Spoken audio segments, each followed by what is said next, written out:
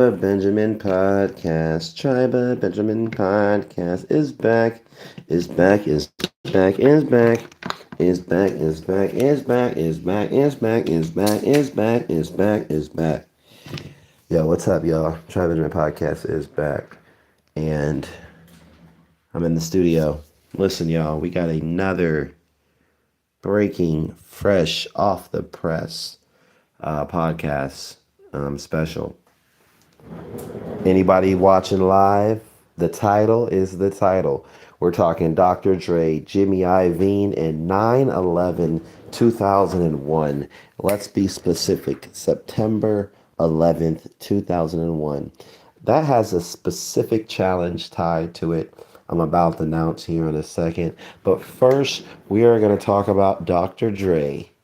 Okay, beginning with Dr. Dre, we're going to talk about this Snoop Dogg missionary album film that I just watched.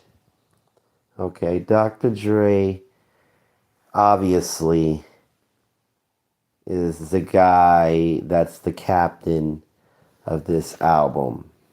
Snoop Dogg is in the passenger seat and he gets the credit as far as the album goes, but he's sitting as lieutenant, not the captain.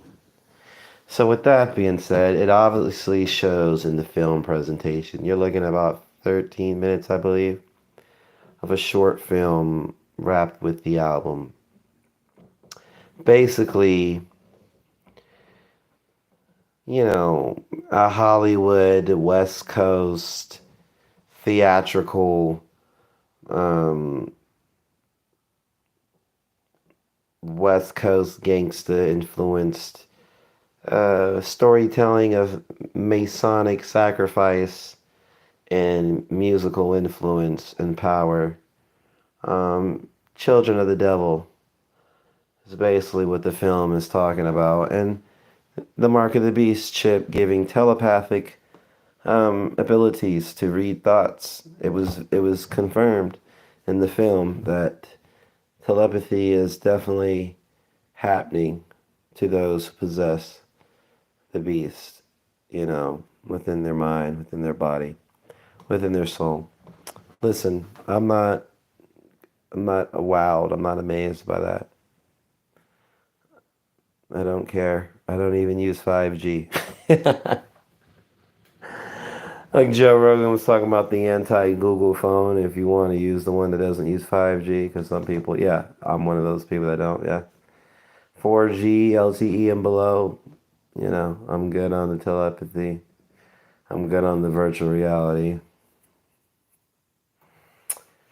Yeah, good Christian company is all I need. God will provide the food and the shelter, but we're living in this matrix, in this simulation. And it's just like, Dr. Dre is just trying to give a soft opening unto the death and sacrifice him and Jimmy Iovine, the pact they've made together, and the domination of little souls of children and women and men who've died so they could stay rich and famous and dominate, you know, the world. But, a guy like Benjamin Smith, who has the Try Benjamin podcast, just loves exposing the truth. So, within the simulation, learning me and fighting against me, I still talk about individuals. And the Dr. Dre one is a big one. Because when it comes to hip hop culture, to me, Dre was the gatekeeper of the West Coast. 50 Cent, Diddy, no, not 50 Cent, my bad. Diddy and Jay-Z were the gatekeepers of the East Coast.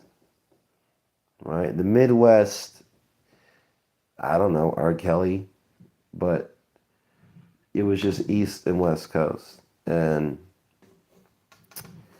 you look at the Super Bowls, you look at the Dre influence, Dre signing, Drake also signing Kendrick, you see the gatekeeper. And I'm in Florida. They say Diddy's in jail. I was in Seattle. You know, Dr. Dre doesn't bother me, but I see that Dre is trying to be very open about who he is through the Snoop Dogg project. So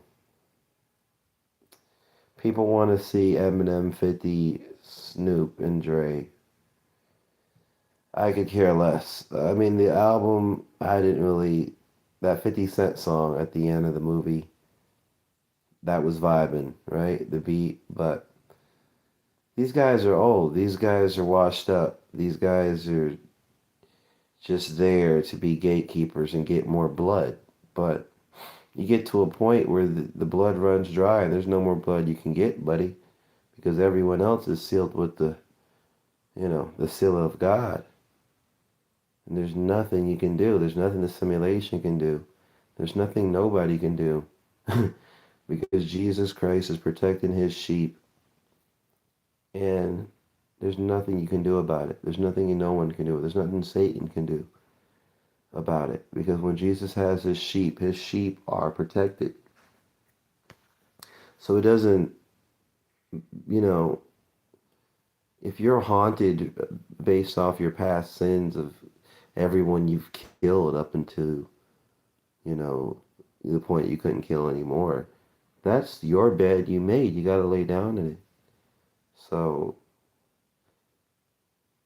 thou shalt not murder. Thou shalt not kill. We got to get back to the commandments, y'all. Thou shalt not steal. Thou shalt not kill. Thou shalt not bear false witness. Thou shalt not uh, commit adultery, man. We got to stop lusting after each other's wives and women and wanting to have sex with girls that aren't even ours. The whole currency whiz, having sex with other people's bitches. I never agreed with that. I understand when it comes to power and influence of men, the women will run toward the riches and the men with power and leave the men behind. We know this is true. But that doesn't advocate for us to proactively have sex and engage in personal activities with women who are not our wives, who are not intending to be our wives, and who are just there for some adulterous fornication fun. That is disgusting and that is wrong. This is a sin. Okay, we're getting back to the commandments. Thou shalt not commit adultery. Okay? Thou shalt not steal. Thou shalt not lie. Okay, no more bear false witness. You know what I'm saying? The commandments are powerful. Honor the Sabbath. Let's honor taking Saturday off. If you can, take that Sabbath rest. It's for your benefit. Honor thy father and mother. I understand those who have no father or mother. Your father is always Jesus. Okay, that's who our Father is. He's the Father, He's the Mother. He has given us this Holy Spirit. It is the Comforter. Thank you, God. Okay, so I'm talking about Dr. Dre. I'm talking about Jimmy Iovine, the synagogue of Satan, but I'm talking about Jesus Christ, y'all. He has won when it was finished, when he said it is finished.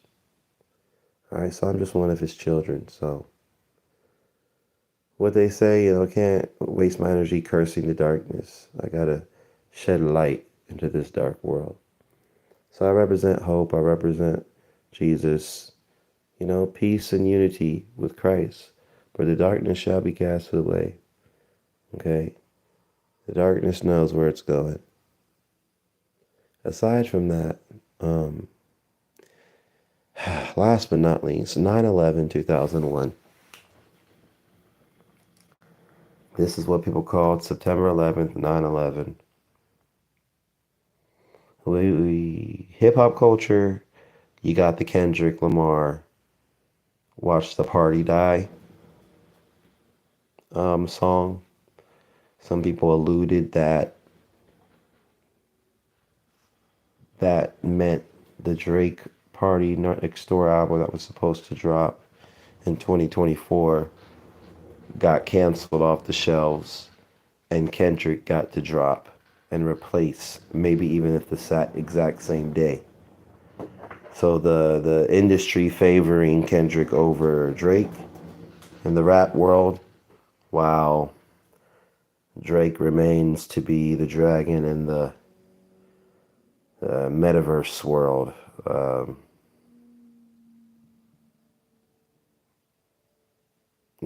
doing other treachery in the shadows. But that's why I had to bring up the Dr. Dre, the Jimmy Iovine. I got to talk about the gatekeepers that are, seem to be still out there walking around creating content and alluding to my life story. And when it gets close to home, I'll respond to it. So it came close to home. I responded to it. And that's that. You know, when I'm so up and with Jesus, there's nothing for me to worry about. But I see the videos, so I'm responding to videos. All right. Aside from that, and reality,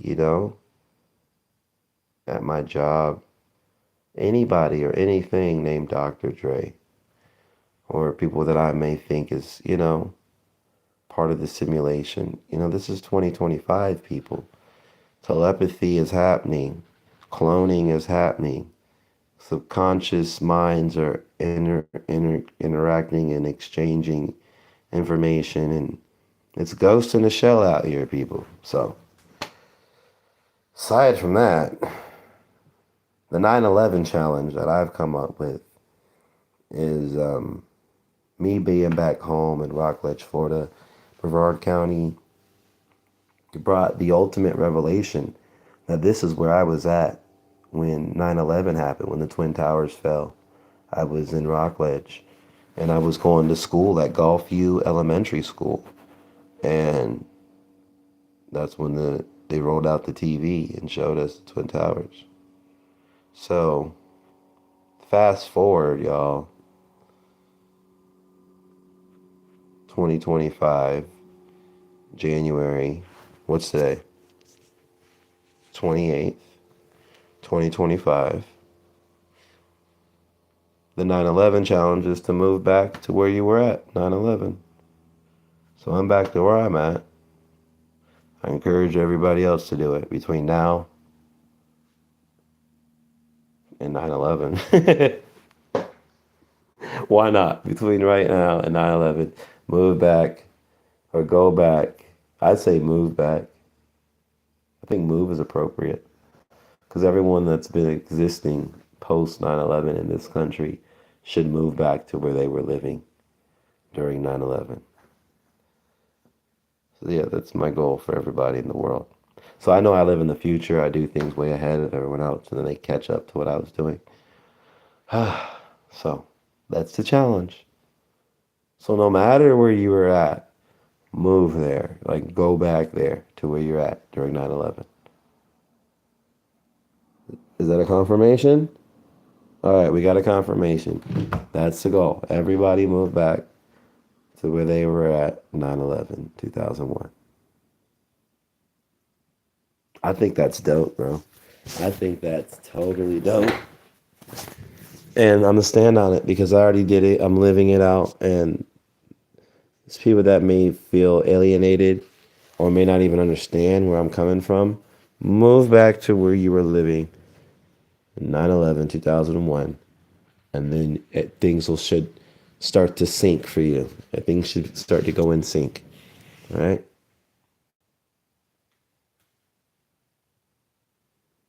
That's the last thing I have to say, y'all. The 9/11 challenge. 9/11, 2001. Wherever you were at that time. Go back there. Now, of course, people are going to say, well, I was at the airport, or I was in the car, or I was going to school, or I was at work, or I was living. It doesn't matter. Wherever you were, Okay, you want to talk about the exact time? All right, whenever that first tower got struck, if you want to be specific, whenever contact was made with Tower 1 and first plane, that moment, wherever you're at, go back there. No, so when I was in Arizona, man, I got to go back there. Yes, you got to go back to Arizona. Well, I was at the airport in Boston. Go back to Boston. Wherever you were at. You know where I was at? Rockledge, Florida. Oh, I'm here. I moved back, y'all. So I already did it. I got to practice what I preach, right? So I'm practicing it. I live Rockledge, Florida. I was here when 9/11 happened, 2001. Now I challenge the rest of the nation. And I'm not challenging, I mean, the whole world, yeah. Everybody go back. If you can come back to America, come. But everyone needs to go back to that city, that county, that state, you know. Go back to where you're at, 9/11. Go back. Obviously, I was in elementary school, so I can't go back to elementary school. So I'm not telling everybody, oh, you need to go live in the place you were at. I'm not telling you to go to the airport and move in or, let's not be stupid here. Let's play it generally, but we're going to play it by location. Go back to that place, that 50-mile radius. Okay, can we do that? Is that fair? Will that give everybody freedom to go back to where they're at? Let's go back between 50. Okay, what if it's in the middle of nowhere and I was driving down a road in the middle of nowhere? Duh. I'll tell anybody if it's in the middle of nowhere and you cannot find a town, then round to the nearest town. Let God round to the nearest town. But in general, I think it's safe to say 50-mile radius. And then if you, oh my gosh, you need more miles than that, do 100-mile radius. But 50 mile, let's move 50 within I'd say 15. Start with 15. I'd say 5, actually. If we're going to keep it real, 5-mile radius of exactly where you were at when 9/11 happened. So even if I was at the airport, okay, well, what's 1, 2, 3, 4, 5 miles outside of the airport? You might need to move around the airport, buddy. Well, I was at school, or like me, elementary school. Okay, well, 1, 2, 3, 4, 5 miles around that elementary school, or that college, or that workplace, or that route you were running, or that your parents' house, you know, your friend's house, your buddy's place. 5-mile radius. Okay, there's nothing. Zoom it out to 15-mile radius. Okay, there's nothing. Do 50 if you got to, but keep it real. Let's go micro. We're going to start with 5. We're going to be 5 is the number of grace. Let's give everybody 5 miles to breathe. Live within that 5 miles. I live within 5 miles of the elementary school that I went to, so I'm in the safe zone. Okay, I'm in the safe zone.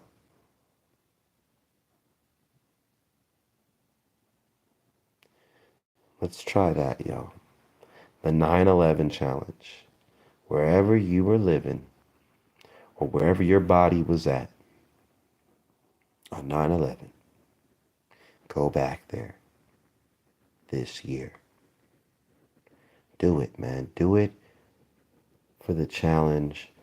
Do it to make the world in sync again. Let's get in sync. The entire world changed that day on 9/11, whether we realized it or not. I'm sure anybody that was smoking weed or doing drugs or drinking or going to work or going to the dentist or doctor's appointment, I'm sure they all felt something that day. And the responding 48 to 72 hours after.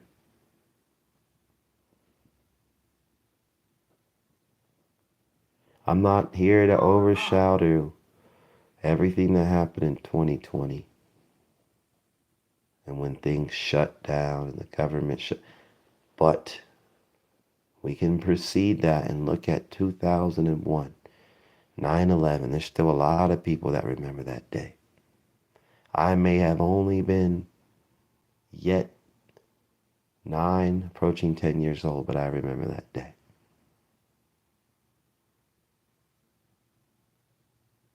Florida is where I was at, and I'm back home.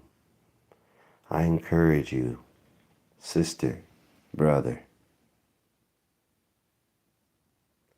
move back to where you were at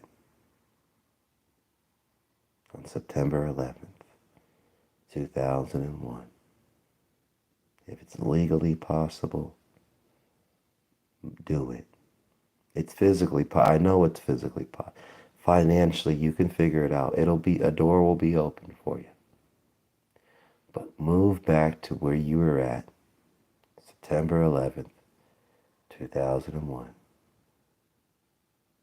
Just do it. Try to live within 5 miles of that exact place you were at. Try to live within 15 miles. Lo and behold, 50-mile radius around to the nearest town. This is the 9/11 challenge, y'all. And I encourage all my listeners and all my viewers tuned in from around the world to move back home to where exactly you were at on 9/11, 2001. Now, I do not know the time, and I'm not going to research the time the trade tower was hit, but we know it happened before the afternoon. First contact was made.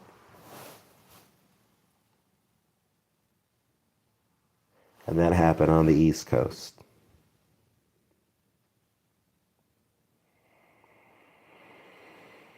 Now, for those people that need specifics, I encourage, sure, wherever you're at that exact time the first tower was impacted, if you want that precision to you to move back exactly where you need to be, okay, go off the time Tower 1 or 2 was hit.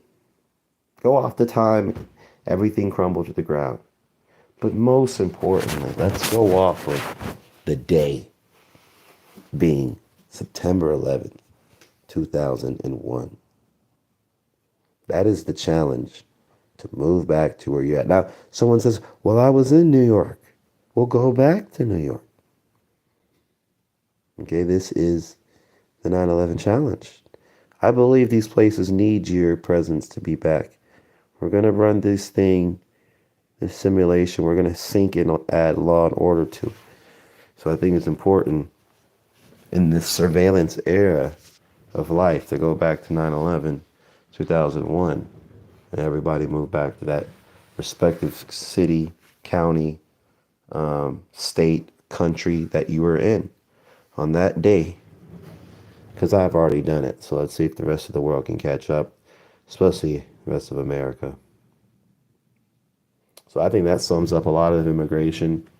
I think that sums up a lot of confused Americans who have just moved around so much. They just need a specific date and year, to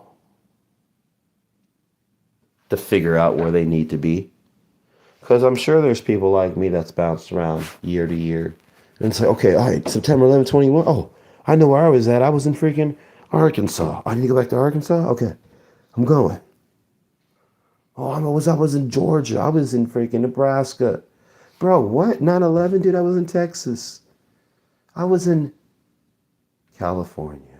Oh, I was in Oregon. I was in Alaska. I was in Puerto Rico. I was in Haiti, Jamaica.